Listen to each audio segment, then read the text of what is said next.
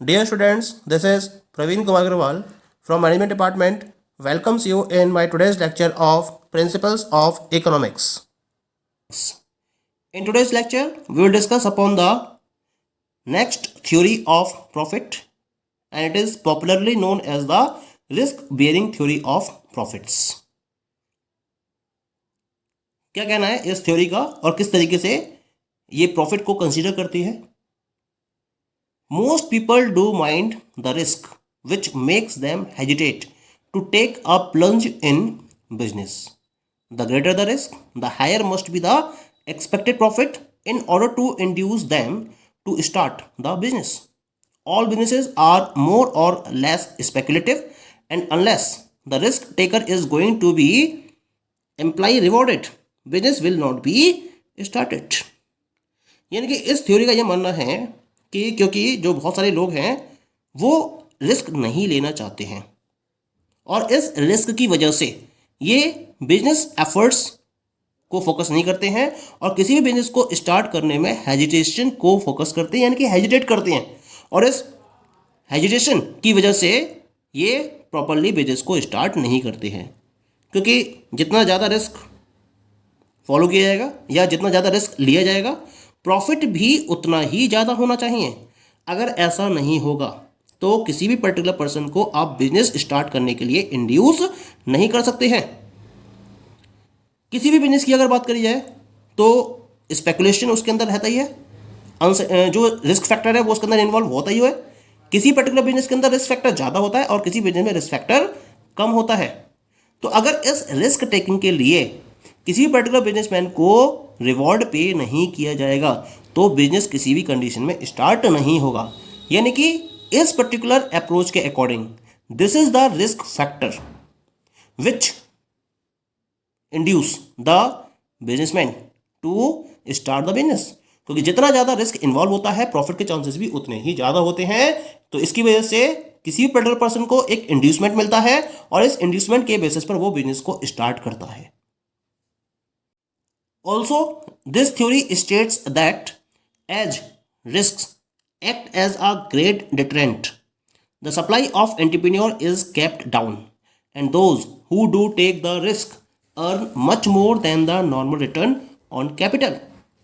Hence, profits are regarded as a reward for risk taking or risk bearing.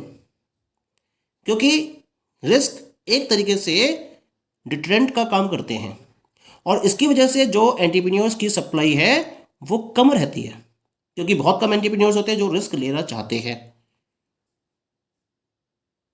और जो persons या जो entrepreneurs risk को लेते हैं उनकी अर्निंग भी ज़्यादा होती है उन पर्टिकुलर पर्सन्स के कंपैरिजन में जो अपनी कैपिटल पर नॉर्मल रिटर्न को अर्न करते हैं। उनके कंपैरिजन में इन पर्टिकुलर एंटरप्रेन्योर्स की अर्निंग भी ज़्यादा होती है क्योंकि ये इस रिस्क को फॉलो करते हैं। तो इसका मतलब जो प्रॉफिट है उसको हम रिस्क टेकिंग और रिस्क बियरिंग के रिवॉर्ड के तौर पर फॉलो कर सकते हैं। यानी कि जो प्रॉफिट उनको मिल रहा है एंटरप्रेन्योर्स को वो उनकी रिस्क टेकिंग या रिस्क बियरिंग कैपेसिटी की वजह से एज अ रिवॉर्ड उन्हें मिल रहा होता है। ये कहना है इस थ्योरी का। Risk bearing theory of profit F B. Hawley के द्वारा दी गई थी और इन्होंने ही कहा था कि जो प्रॉफिट है वो किसी भी एंटरप्रेन्योर का रिवॉर्ड होता है उसकी रिस्क और रिस्पॉन्सिबिलिटीज के लिए जो वो उस बिजनेस के रेफरेंस में बियर करता है। ड्रकर ने यहां पर 4 काइंड्स के रिस्क को मेंशन किया था। 4 रिस्क कौन कौन से हैं वो? पहला है रिप्लेसमेंट रिस्क, दूसरा है रिस्क प्रॉपर, तीसरा है अनसर्टेनिटी और चौथा है ऑब्सोलेसी। पहले बात करते हैं रिप्लेसमेंट की, यानी कि जो डेप्रिसिएशन फॉलो होता है फिक्स्ड असेट्स पर, तो उस डेप्रिसिएशन को हम रिप्लेसमेंट के नाम से जानते हैं। तो जो डेप्रिसिएशन होता है ये कैलकुलेबल होता है और इसको हम कॉस्ट में काउंट करते हैं, पहला पॉइंट। दूसरा होता है ऑब्सोलेशन, ये लीस्ट कैलकुलेबल होता है लेकिन इसे हम कॉस्ट रिस्क प्रॉपर के आइटम में इंक्लूड करते हुए चलते हैं।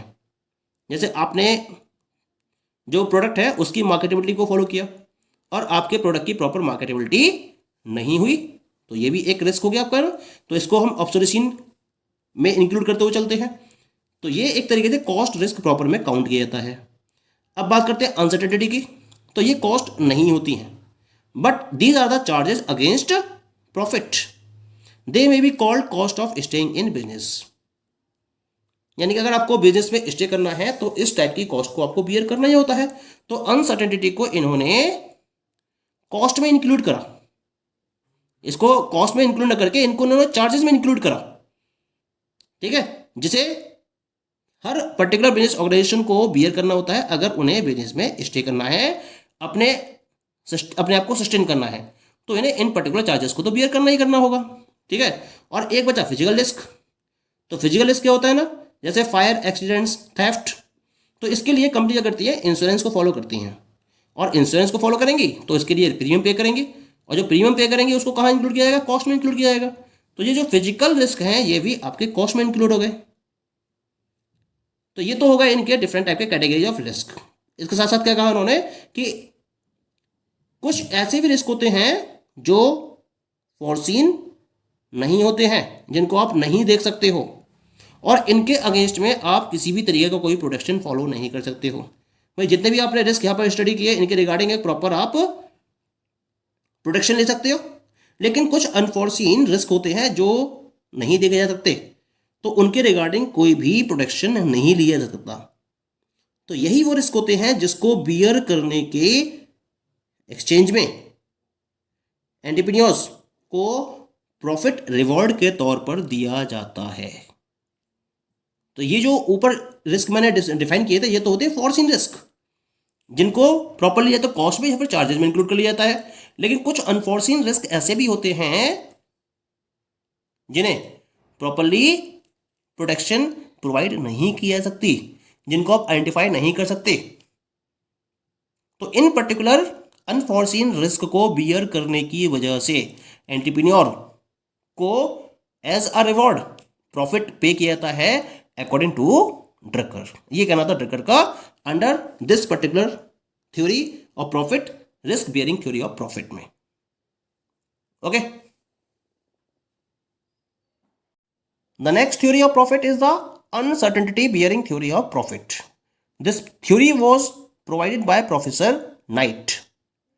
Professor Knight's theory of uncertainty bearing theory of profit is an improvement and refinement theory of profit over Halley's risk bearing theory of profit.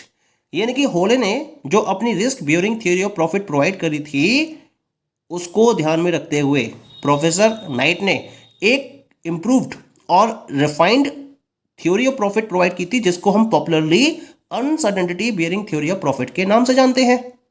Night के अकॉर्डिंग जो profit है जिसे हम एंटरप्रेन्योर के रिवॉर्ड के तौर पर जानते हैं वो उसकी नॉन इंश्योरेबल रिस्क और अनसर्टेनिटीज को बियर करने के बदले में उसे प्रोवाइड किया जाता है एज अ रिवॉर्ड, ना कि रिस्क टेकिंग के पॉइंट ऑफ व्यू से। तो उन्होंने रिस्क टेकिंग को एक तरफ से नकार दिया और रिस्क टेकिंग के प्लेस पर उन्होंने एक नया फैक्टर इंट्रोड्यूस किया, and this was the non insurable risks and uncertainties. और इस पर्टिकुलर फैक्टर को बियर करने की वजह से उन्होंने कहा एंटरप्रेन्योर को प्रॉफिट रिवॉर्ड के तौर पर दिया जाता है। प्रॉपर एक्सप्लेनेशन दिया इसके रिगार्डिंग इन्होंने कहा कि दो टाइप के रिस्क होते हैं, एक तो होते हैं आपके फॉरसीन रिस्क और दूसरे होते हैं अनफॉरसीन रिस्क। हॉले ने अपनी थ्योरी में अनफॉरसीन रिस्क की डेफिनेशन को प्रॉपरली क्लैरिफाई नहीं किया था, कि उन्होंने ये कहा था कि जो अनफॉरसीन रिस्क होते हैं उसको बियर करने के बदले में एंटरप्रेन्योर को रिवॉर्ड के तौर पर प्रॉफिट प्रोवाइड किया जाता है। लेकिन इन्होंने प्रॉपर क्लैरिफाई करा इन दोनों टाइप के रिस्क को। फॉरसीन रिस्क क्या होता है, जैसे whenever we are talking about the risk of death and of accidents like fire and ship sinking, in particular risk को प्रॉपरली डिटरमाइन किया जा सकता है और इनको मेजर भी किया जा सकता है। इनको डिटरमाइन करने का और मेजर करने का काम किसका होता है, इंश्योरेंस कंपनीज का, क्योंकि आप इनके अगेंस्ट में इंश्योरेंस को फोकस करते हो, इंश्योरेंस को फाइनलाइज करते हो। अब ये जो इंश्योरेंस कंपनीज होती हैं वो इन पर्टिकुलर रिस्क को प्रॉपरली मेजर करती हैं और इनको अंडरटेक करती है और इनके रिगार्डिंग एक पर्टिकुलर प्रीमियम को डिसाइड कर देती हैं। यानी कि जब आप इंश्योरेंस कराते हो इनके अगेंस्ट में, इनको सिक्योर करने के पॉइंट ऑफ व्यू से, तो इसके एक्सचेंज में या इसके रिटर्न में आपको इंश्योरेंस कंपनीज को प्रीमियम पे करना होता है। एक एडवांस अमाउंट आपको इनके प्रोटेक्शन के लिए आपको इंश्योरेंस कंपनीज को पे करनी होती है। अब जो इनका पेमेंट है इन प्रीमियम्स का, इनको हम कॉस्ट ऑफ प्रोडक्शन में इंक्लूड करते हैं। जब कॉस्ट ऑफ प्रोडक्शन में इंक्लूड करते हैं तो इसका मतलब ये आपका रिस्क नहीं है, बल्कि ये आपके लिए क्या बन गई, कॉस्ट बन गई अब आपके लिए केवल और केवल। The entrepreneur gets no profit on account of these risk, और इन रिस्क की वजह से एंटरप्रेन्योर प्रॉफिट को अर्न नहीं करता है, क्योंकि ये तो मेजरेबल है, कैलकुलेबल है। प्रीमियम पे कर रहे हो उसके लिए आप, जब प्रीमियम पे कर रहे हो तो एक तरीके से ये आपका रिस्क नहीं रह गया, बल्कि ये एक कॉस्ट में कन्वर्ट हो गई। तो इसके लिए एंटरप्रेन्योर को कोई भी रिस्क प्रॉफिट नहीं मिलता है इन पर्टिकुलर रिस्क को बियर करने के एक्सचेंज में। तो इसका मतलब जो रिस्क टेकिंग है वो एंटरप्रेन्योर का फंक्शन नहीं है, बल्कि किसका फंक्शन हो गया, ये तो इंश्योरेंस कंपनीज का फंक्शन हो गया, क्योंकि इंश्योरेंस कंपनीज प्रॉपरली इसके रिगार्डिंग प्रॉपर प्रोटेक्शन प्रोवाइड कर रही हैं। तो ये जो रिस्क है इसका वो एंटरप्रेन्योर का फंक्शन नहीं है। रिस्क तो है, लेकिन अब ये फंक्शन एंटरप्रेन्योर का नहीं है, बल्कि ये फंक्शन इंश्योरेंस कंपनीज का है। ये तो एक बात हो गई, फोर्सिंग रिस्क की बात हो गई। अब बात करते हैं हम अनफोर्सिंग रिस्क की। तो whenever we are talking about the genuine economic risk of the marketability of the product due to shift in demand, then it is known as the unforeseen risk and it is unpredictable। यानी कि क्योंकि market कैसा dynamic है और इस dynamic market में लगातार different factors में चेंजेस होते रहते हैं, और इन चेंजेस की वजह से प्रोडक्ट की डिमांड में लगातार चेंजेस होते हैं, और इन चेंजेस को एग्जैक्ट वे में डिटरमाइन करना या प्रेडिक्ट करना, it is very impossible task for any of the entrepreneur. और इस पर्टिकुलर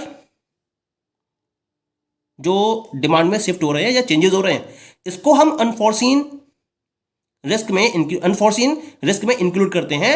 और ये क्या होता है, ये अनप्रेडिक्टेबल होता है। तो जो प्रोफेसर नाइट हैं, इन्होंने इस अनफोर्सीन रिस्क को रिस्क नहीं कहा, बल्कि इसको उन्होंने अनसर्टेनिटी का नाम दिया। इन्होंने बोला ये रिस्क नहीं है, बल्कि ये है अनसर्टेनिटी, क्योंकि ये अनप्रेडिक्टेबल है, इसके रिगार्डिंग कोई भी प्रेडिक्शन नहीं किया जा सकता। लगातार चेंजेस हो रहे हैं मार्केट में फैक्टर्स में, और उन फैक्टर्स में चेंजेस की वजह से डिमांड लगातार शिफ्ट हो रही है।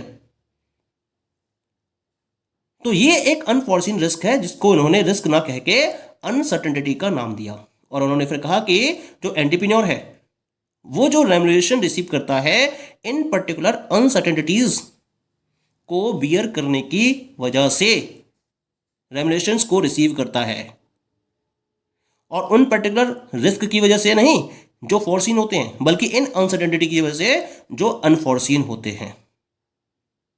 The incidence of which is on the insurance companies, क्योंकि ये जो रिस्क होते हैं जो फोर्सीन होते हैं, इनको तो इंश्योरेंस कंपनीज बियर करती हैं, ना कि एंटरप्रेन्योर। एंटरप्रेन्योर इन पर्टिकुलर अनसर्टेनिटीज को बियर करता है, जिसकी वजह से उसको प्रॉफिट एज अ रिवॉर्ड पे किया जाता है। ये कहना था प्रोफेसर नाइट का under this particular theory of uncertainty bearing theory of profit में। Okay, thank you.